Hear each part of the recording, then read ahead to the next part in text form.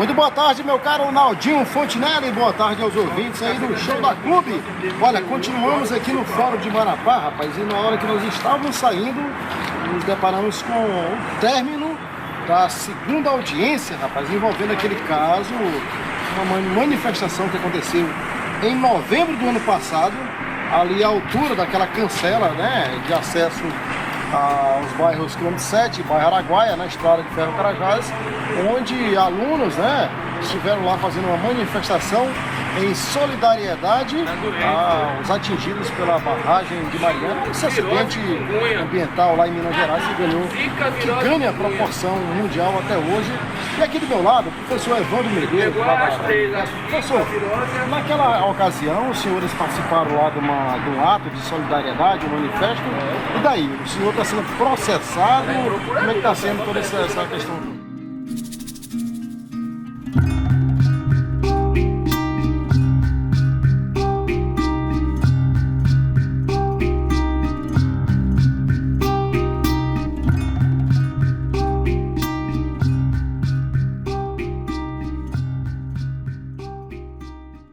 Então, o processo de criminalização dos movimentos sociais e de suas lideranças é uma estratégia que tem sido fortemente utilizada, né, por diferentes setores que defende, que controla as riquezas no campo, e não tem sido diferente em relação, por exemplo, à Vale.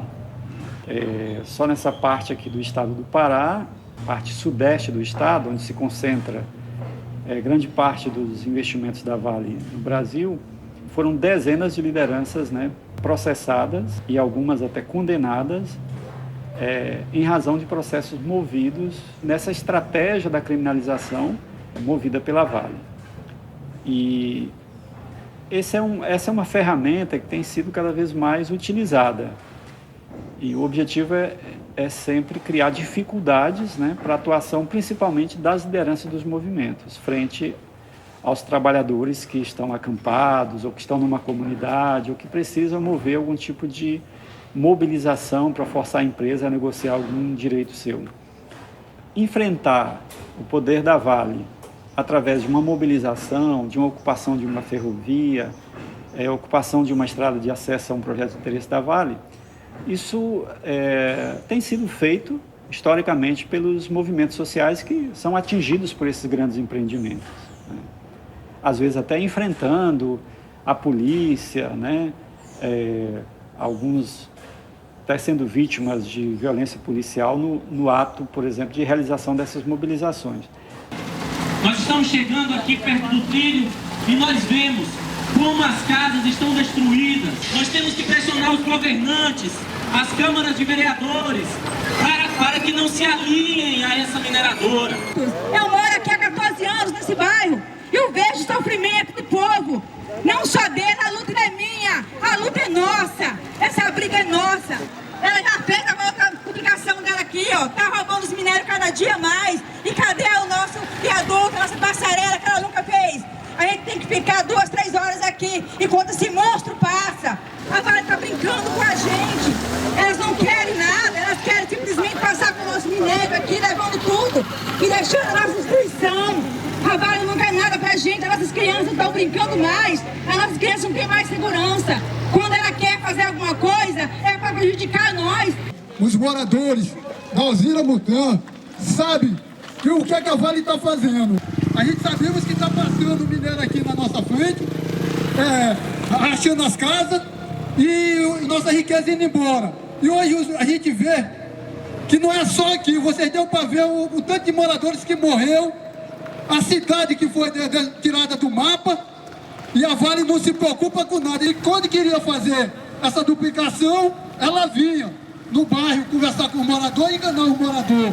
Hoje, que já fez a duplicação, está passando 2 trens aqui de minério, um indo e outro voltando, e ela se escondeu dos moradores. É o poder da Vale, né? Vocês estão vendo, a polícia já chegou, né?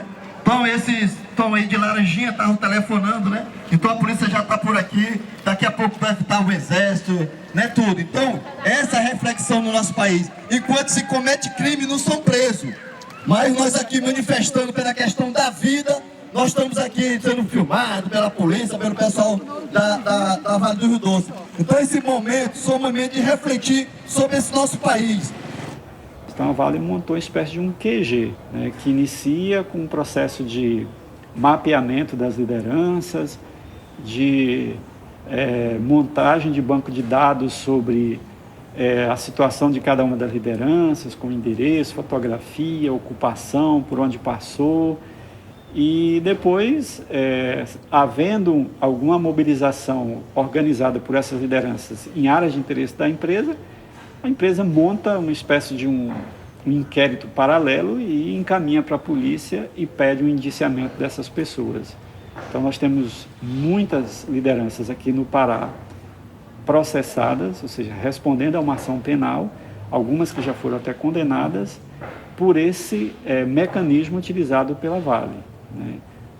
Então há uma estratégia da empresa no sentido de não só processar, mas tentar a todo custo inviabilizar a atuação de lideranças que possam, vamos dizer assim, atuar de alguma forma no processo de organização dos camponeses na região, ou nem isso, alguém que possa contribuir divulgando informação, produzindo vídeos, produzindo conhecimento sobre o problema da mineração na região. O caso do professor Evandro, por exemplo, da Unifesp, se enquadra exatamente nesse perfil. Olha o orelha de arroz. Olha o orelha de arroz. Olha o orelha de arroz.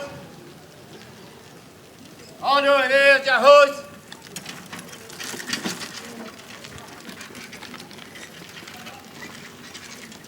Pois é, aqui o protesto que teve, que tentaram, processando o professor Evandro, nesse dia eu participei, era um ato que estava tendo, tinha acabado de acontecer aquela destruição lá de Mariana e eles vieram dar um apoio à comunidade aqui que estava sendo massacrado pela Vale, por essa duplicação deles aí. Então, através disso aí, eu vi o pessoal fazendo esse protesto e eu, como morador e um dos da comissão da população aqui que defende os atingidos, eu me senti no direito de participar, porque se eles que não estavam aqui passando o que nós estávamos passando, estavam sentindo a nossa dor, e eu que morava aqui na beira da ferrovia.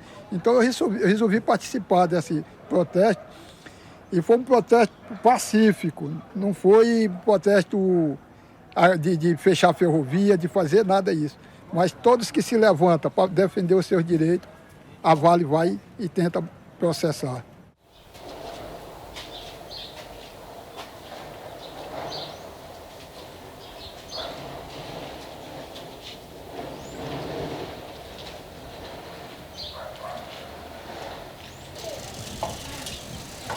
Conseguiram aterrar mais, altear mais aqui o lado da ferrovia, e a população ficou no baixo.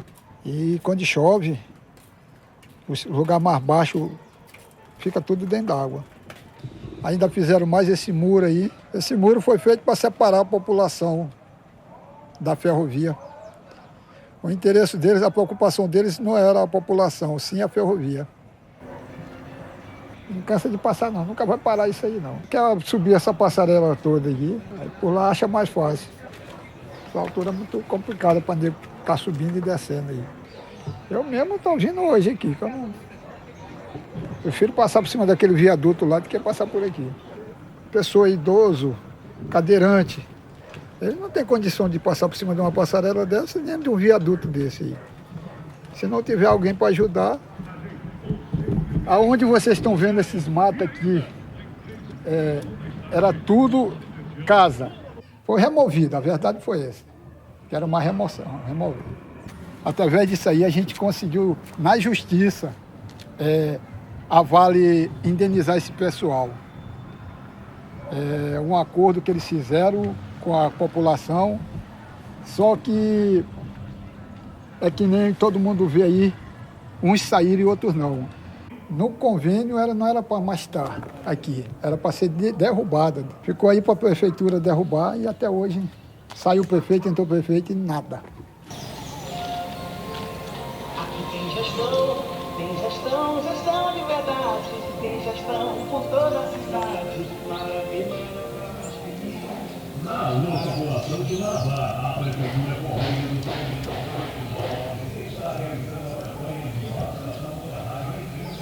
A gente não sabe qual é o certo mesmo desse convênio da prefeitura do município com a Vale. Uns saíram e outros não. Tenho ainda 13 famílias vivendo de aluguel e você vê as casas aí destruídas deles ali. Aqui é o convênio entre o município e a Vale para duplicação da ferrovia. E remover todas essas casas aqui, um documento que comprova que ela, juntamente com o município, sacaneou com o povo. O que eu posso dizer que nós lutamos desde 2008, eu, João Reis, a comissão que foi formada aqui, para que fosse tudo resolvido aqui. A primeira reunião que foi feita lá na antiga Associação de Moradores, lá na rua J, um funcionário da empresa de segurança da Vale já foi ameaçando prender todo mundo aqui. Aí nós, pacificamente aqui, sem briga, sem confronto, sem nada, vínhamos marcando reunião com ela periodicamente. E quando ela foi feito esse convênio entre o município e a Vale, da remoção das pessoas, que a qual eles removeram uns e outros não, eles marcaram uma reunião aqui, próximo aqui, onde o irmão João Reis morava aqui, e para a reunião. Eles mesmos marcaram. E aí depois eles desmarcaram a reunião e foram lá na cidade de Paraopebas e denunciou 4 pessoas aqui. Eu, o João Reis, o Raimundinho, se não me for da memória. O Tiago e a Yara. Sem motivo, sem nada, porque foi eles que marcaram e desmarcaram a reunião. Outra coisa também, que eles marcaram a reunião aqui, na construção desse viaduto ali, daquela ponte ali, e desmarcaram a reunião. Aí o povo se revoltou, foi lá e subiu para cima da ponte, da construção, aliás, não tinha sido feita ainda a ponte. E assim eles colocaram o meu nome e o nome do Tiago e de outros aí, como nós tivéssemos incentivado as pessoas a subir para impedir a construção. Se nem aqui eu era funcionário público nessa época, era contratado, se eu fosse lá, eu seria demitido. Não havia possibilidade de eu estar lá. Mas isso foi colocado o meu nome. Eu não sei o porquê, não tenho motivo para me levantar contra A, B, C e D. Eu só quero que os nossos direitos seja garantido, como nos diz na Constituição brasileira. Só nos municípios de Canaã e Paraopebas, a Vale já processou mais de 20 lideranças, entre lideranças do MST, da FETRAF e da FETAGRE. A criminalização, ela traz um elemento um pouco diferente, que é impõe um medo, porque ninguém gosta de responder um processo na justiça, né? Por mais que o militante seja envolvido, comprometido, seja corajoso para tocar as lutas do dia a dia, mas quando ele é indiciado, quando ele é preso, quando ele é processado, quando ele é chamado numa audiência perante o juízo, aí ele fica numa situação de instabilidade muito maior. As pessoas as lideranças geralmente têm medo, porque a justiça sempre foi vista como, nesses processos, ela tem um lado, né? Quando a pessoa é chamado na justiça, quando ele é intimado, ele já tem uma convicção de que a justiça não está chamando ele para dar proteção para ele. Pelo contrário, ele está sendo intimado pela polícia ou pelo judiciário num processo que ele poderá ser preso e ser condenado, né? Então isso tem um fator assim, psicológico muito forte, isso é um processo de desmobilização também muito grande. Porque, imaginou, se uma liderança pode ser processada, condenada e presa e parar atrás das grades, o efeito disso perante o trabalhador comum, aquele que está acampado, aquele que está lá na comunidade, que geralmente necessita de ter à frente lideranças que ajudem no processo de organização e de luta, né? Então, esse processo da criminalização ele tem esse efeito maléfico muito forte, né? E razão disso é que as empresas, os pecuaristas, as mineradoras têm utilizado desse mecanismo de forma muito frequente, principalmente nos últimos anos, para tentar inviabilizar a atuação dos movimentos, né? Isso tem sido uma constante, por exemplo, nas áreas de atuação da Vale.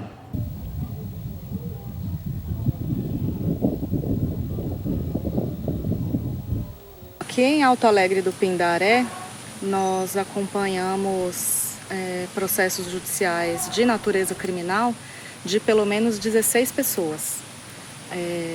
Esses casos envolvem tanto pessoas que moram na sede, né, no bairro urbano da Vila Fufuca e proximidades, como de diversos povoados, como Arapapá, Altamira, Alzilândia, Tucumã e Mineirinho.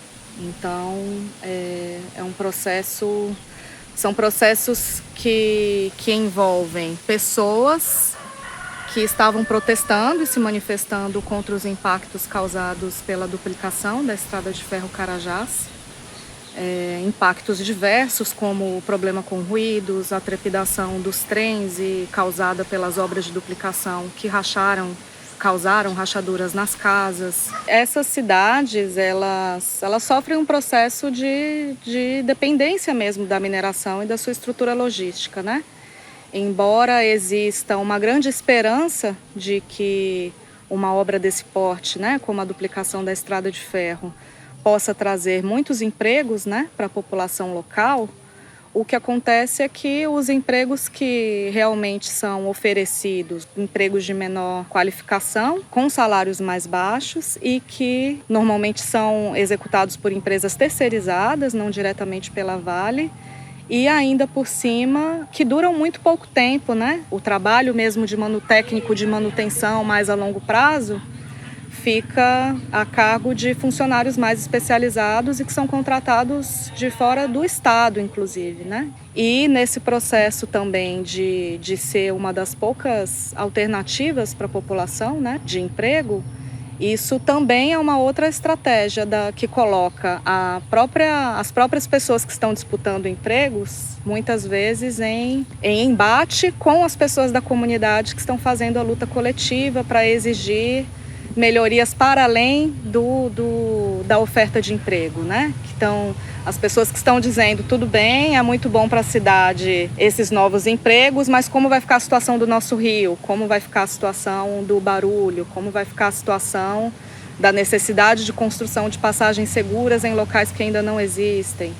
Esses impactos, né? Essas motivações, elas geram protestos sociais e manifestações públicas das pessoas e, nesses momentos, elas são processadas. Algumas pessoas são escolhidas em cada local, são processadas pela empresa. No caso mais emblemático aqui de Alto Alegre do Pindaré, 12 pessoas são processadas numa mesma ação, devido a um protesto ocorrido após o atropelamento de uma mãe e de um bebê por um trem de minério que estava estacionado na frente de um bairro urbano, um dos mais populosos da cidade, um local onde ela não poderia estar estacionando o trem, onde a população já reivindicava há cerca de 10 anos a construção de uma passarela naquele local, que jamais foi construída. Na verdade, foi construída após o protesto que motivou a ação penal que imputava a prática de crime a 12 pessoas.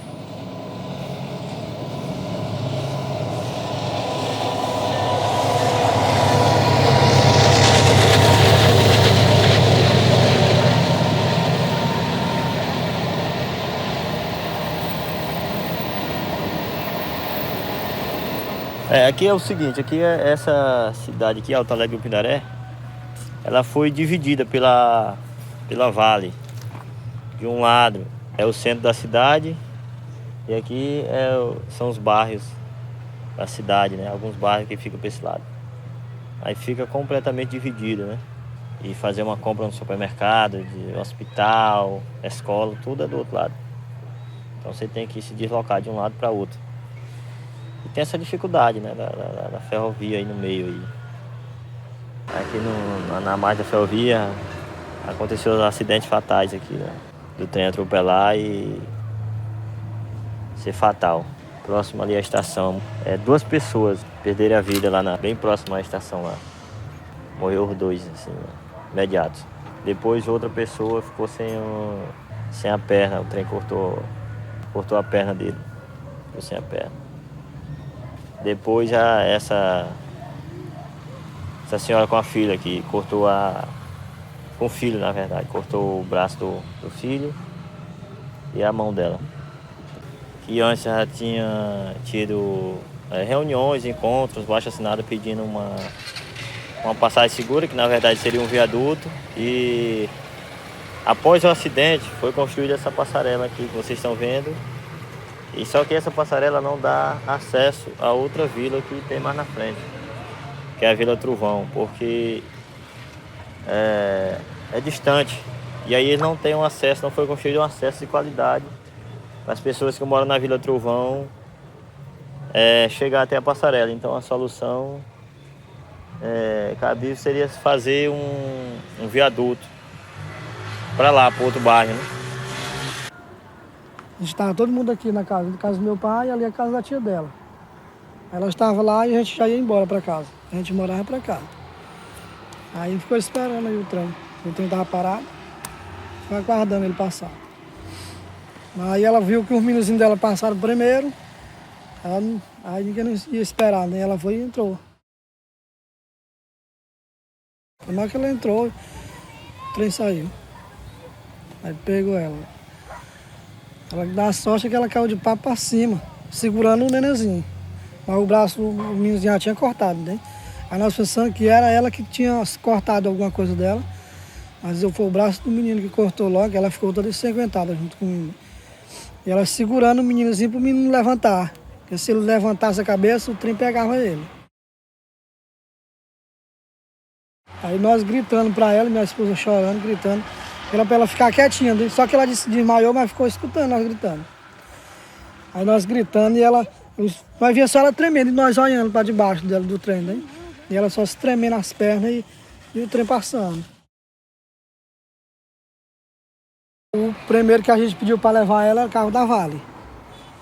O rapaz trabalha, ele mora até aqui também. A gente pediu para ele levar, ele disse que não dava de levar porque não ia melar o carro da empresa de sangue. Aí tá bom, a minha mulher foi descendo mais um meninozinho com ele no braço. Aí foi que nós pedimos um rapaz que ia passando de moto, ele disse, não, pode deixar que eu levo. Aí montaram ela na garupa, aí minha esposa levou ela, com o meninozinho também, né? Todos os 2 para o hospital.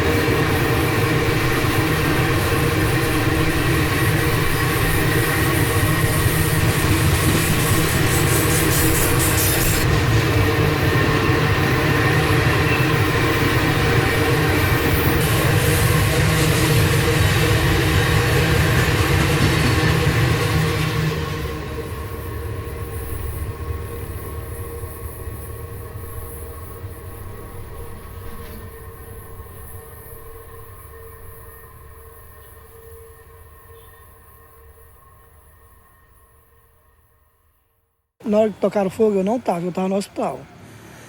Aí a turma viram o movimento aqui, aí os meninos chamaram os outros daqui, aí tocaram fogo na ferrovia. Aí quando eu cheguei, já estava fogo já tinham feito fogo. Aí que teve uma senhora que botou o nome das pessoas aqui, né? Agente de saúde. Colocou o nome de umas pessoas aí no caderno, aí acho que ela deu para... É o nome da mulher? É uma da Vale, que trabalha na Vale também. Aí deu o nome de umas 12 pessoas, que era eu, o Jerome, o Adroaldo, o seu Juscelino, Dona Nicinha, o Ronaldo Martins, o Ronaldo da Conselho do Telar, e outro rapaz que já faleceu também no trem, o trem matou também.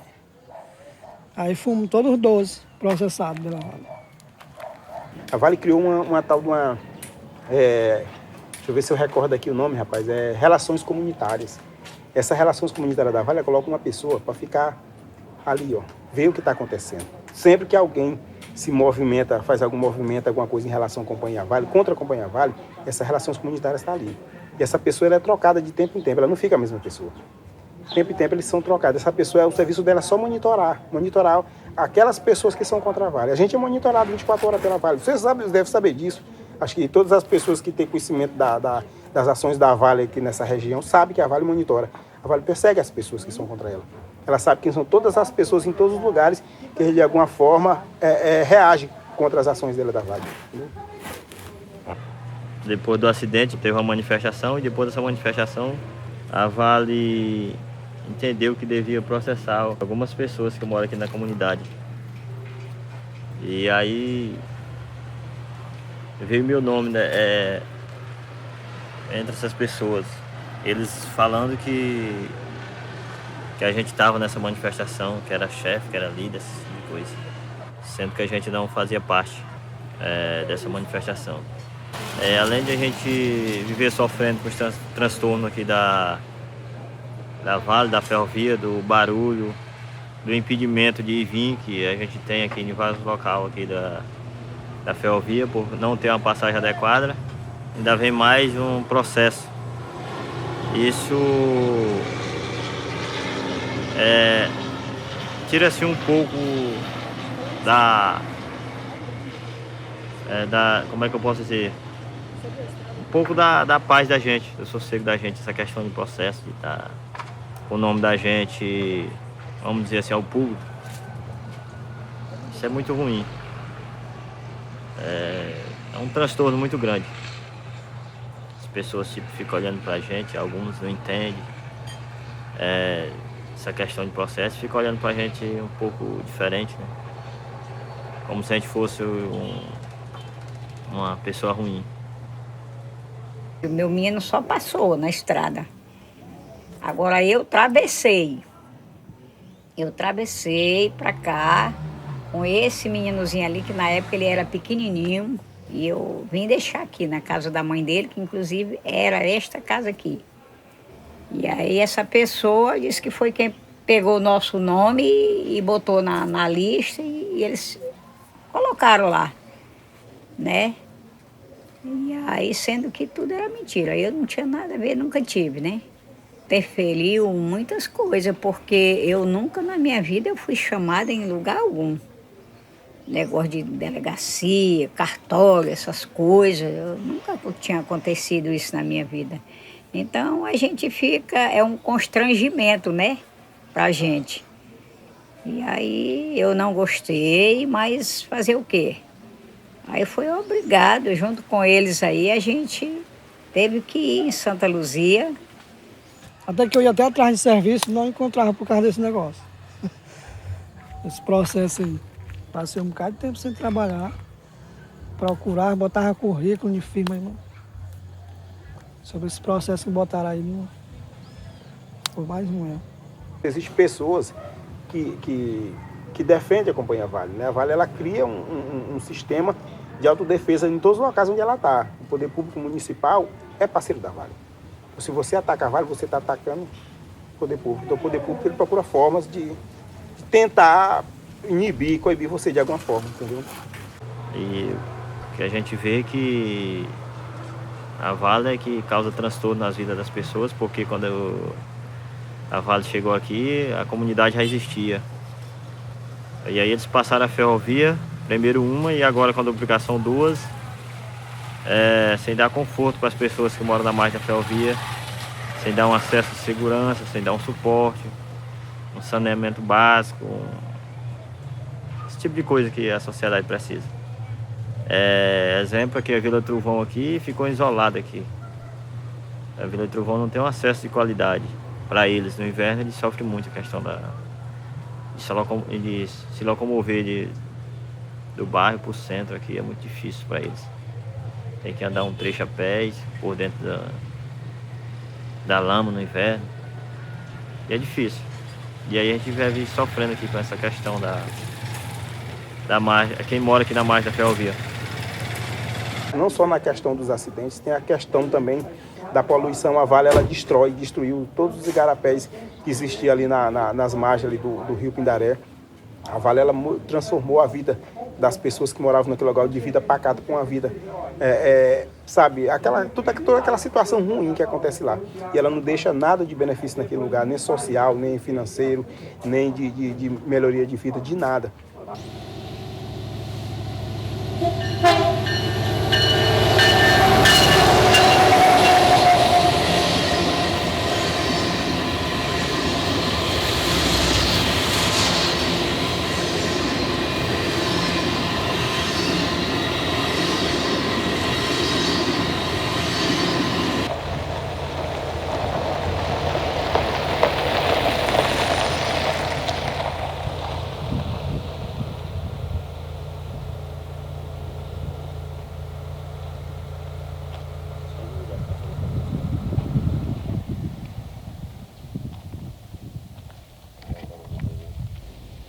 E também nos povoados rurais do município também existem muitas pessoas processadas após se manifestarem publicamente contra a empresa, né, em movimentações ali coletivas, tanto para denunciar assoreamento de igarapés, atropelamento de pessoas, necessidade de construção de passagem segura nas comunidades, ruído, trepidação, barulho, caminhões passando em alta velocidade por estradas vicinais dos povoados durante as obras de duplicação, caminhões pesados.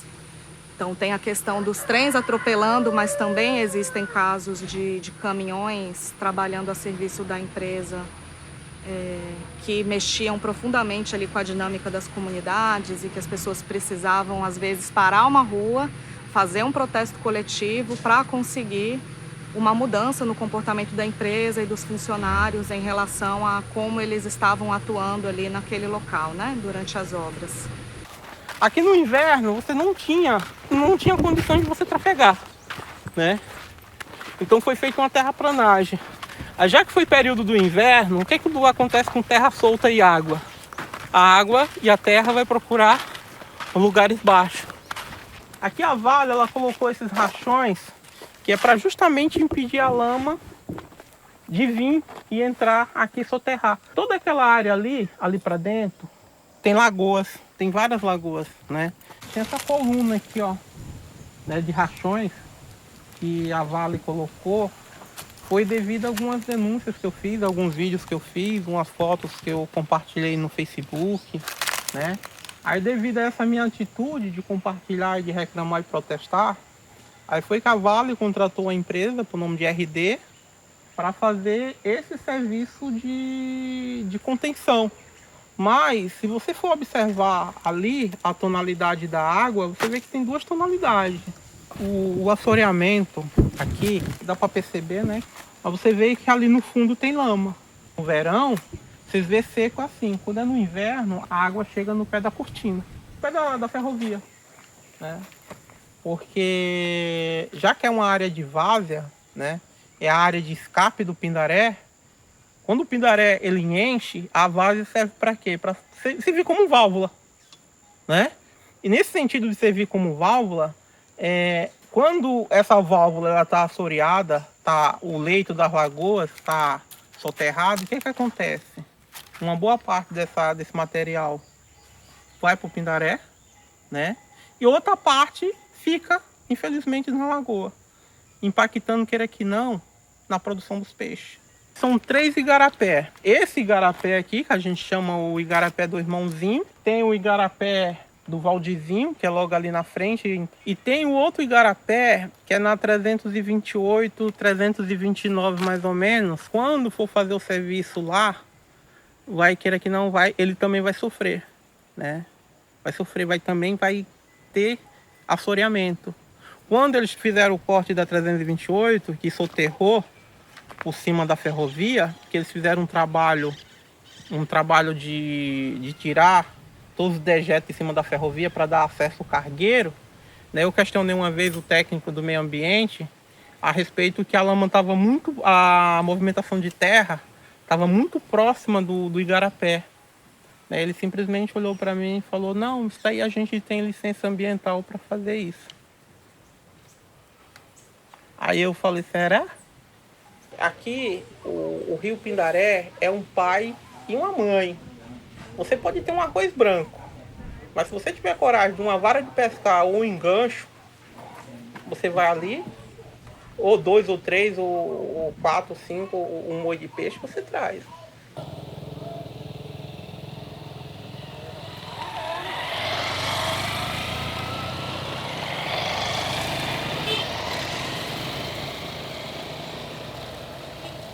Aí eu chamei o encarregado geral da Trater. Nesse período eu estava trabalhando na Trater.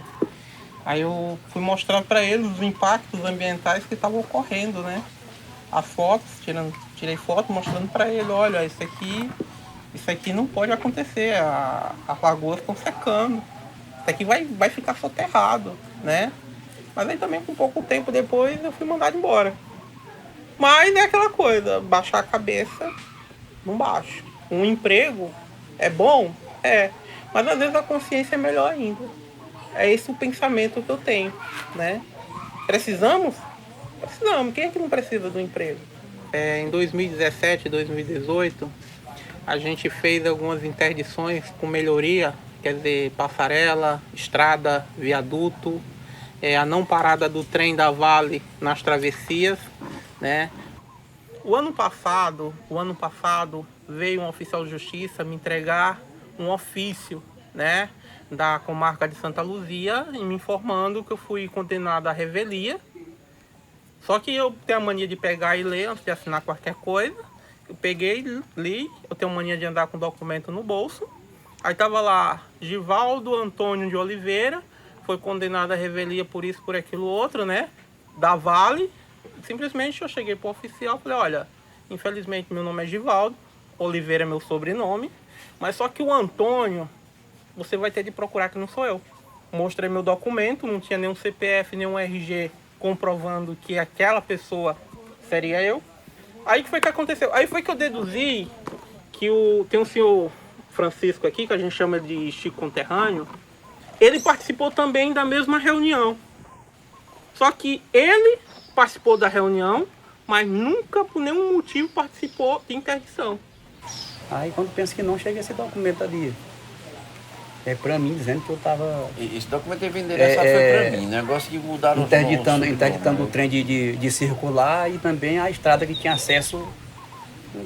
Eu jamais faço isso, a minha postura, o jeito que eu acho, não é ditado dando prejuízo pra ninguém. Eu gosto de tudo assim certinho. Aí a gente fica assim constrangido, uma coisa ali que eu nem lá não tava, de jeito nenhum não tava, né? Aí nela aqui o meu nome tá como Francisco da Silva e Souza Costa. Mas meu nome é Francisco da Chagas, Silva Souza Costa, não tá correto, né? Então, resumindo, eles simplesmente pegaram o nome na ata e usaram em termos de processo, porque senão não vinha Givaldo Antônio de Oliveira e não vinha para ele ali, que ele não sabia, o pessoal da Vale não sabia o nome real dos dois. Então só pegaram na ata, Francisco. Aí um dia eu estava conversando com a senhora Andréa, numa reunião na tenda do seu Nena, e eu questionei a senhora Andréa e a senhora Zorage. Zorage, e aí? Não, ele que foi inocente, ele que se defenda. Então, quer dizer, aqui é uma região que é a 65 quilômetros da sede.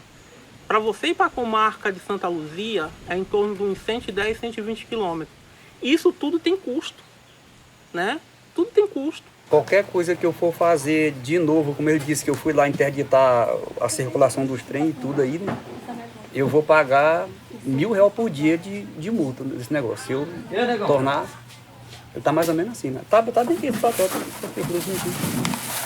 aí ele veio para mim porque eu não gosto muito disso e nem de problema. Tem ficha limpa assim em todo canto, só andei numa delegacia, porque aqui quando não tinha energia, a gente tinha que ir na delegacia para pegar um atestado de residência. Por uma vez eu andei na delegacia, eu nunca andei em canto nenhum assim, a gente acha ruim ser acusado, né? Por uma coisa que a gente não foi lá, não andou, não participou, nem onde é, eu não sei. As brigas foi sempre briga por melhoria, queira que não tem uma passarela ali construída ali, ou que sirva ou que não, mas está feita, mas foi desse período aí. O viaduto que está para ser construído também, devido àquelas brigas passadas, né? Agora, o acesso do lado direito, a comunidade em si nunca aceitou o acesso do lado direito, onde a Vale quer impor.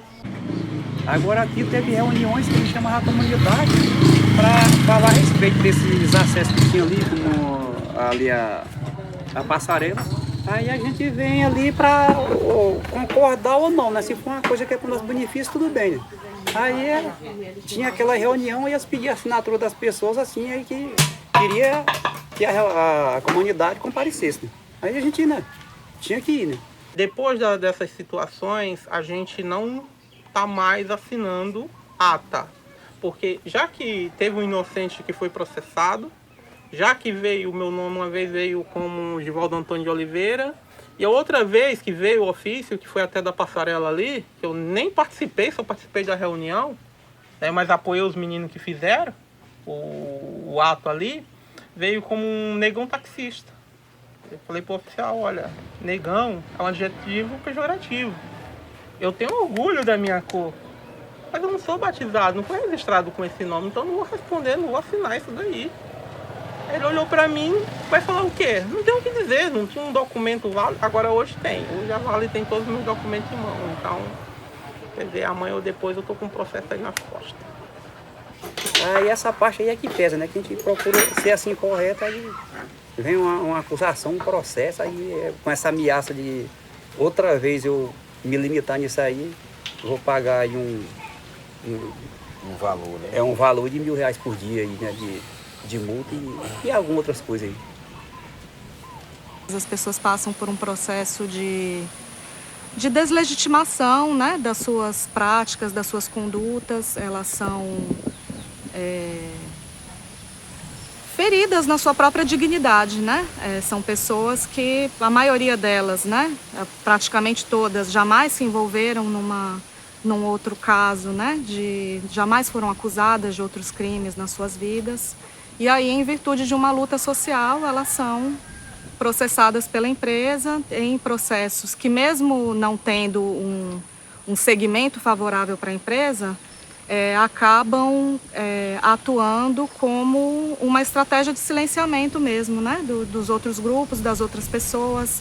É como se elas acabassem servindo de exemplo para que os outros não se manifestassem, não reivindicassem direitos também, porque isso poderia acontecer com eles como aconteceu com essa pessoa, né?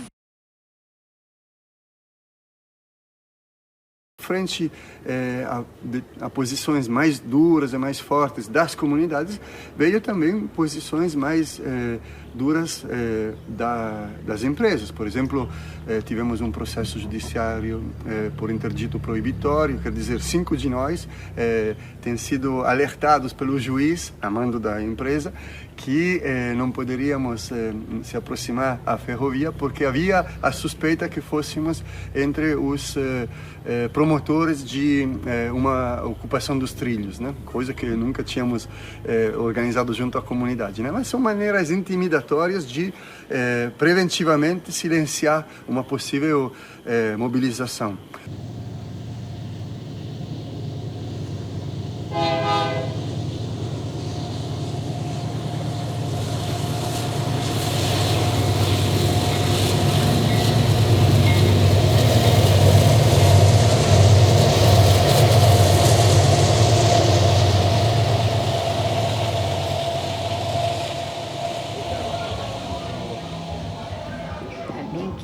aqui, Salmo 91. Aquele que habita no esconderijo do Altíssimo, a sombra do Onipotente descansará. Graças a Deus. Sempre as principais vítimas são os pequenos, as lideranças que têm talvez menos proteção, menos visibilidade e talvez menos instrumentos para se defender, ou de repente também menos proteção social, porque imagina, alguém que não tem trabalho, que não tem um futuro garantido, que não tem como apoiar sua família, é mais facilmente vítima de uma sedução desse tipo. A mineração não tem futuro. A mineração é um projeto de exploração rápido, intensivo, com ritmos extremamente intensos e com data de vencimento.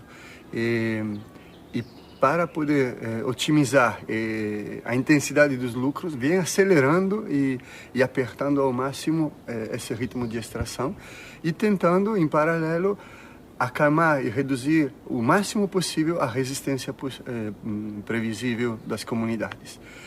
Eles chamam isso de risco social, né? Então, junto com o risco ambiental, com o risco de diminuição dos lucros por instabilidade dos mercados internacionais, é calculado, inclusive em termos econômicos, de previsão e de probabilidade, o nível de resistência possível das comunidades. E são preventivadas, naturalmente, estratégias de amenização e redução do conflito exatamente em função do lucro. É sempre o lucro, digamos, o discriminante de qualquer tipo de decisão de uma empresa. E em função da maximização desse lucro e da redução dos obstáculos, se instauram técnicas, né? Que podem ser técnicas ambientais, técnicas de mitigação ou técnicas de sedução e de conquista do apoio social.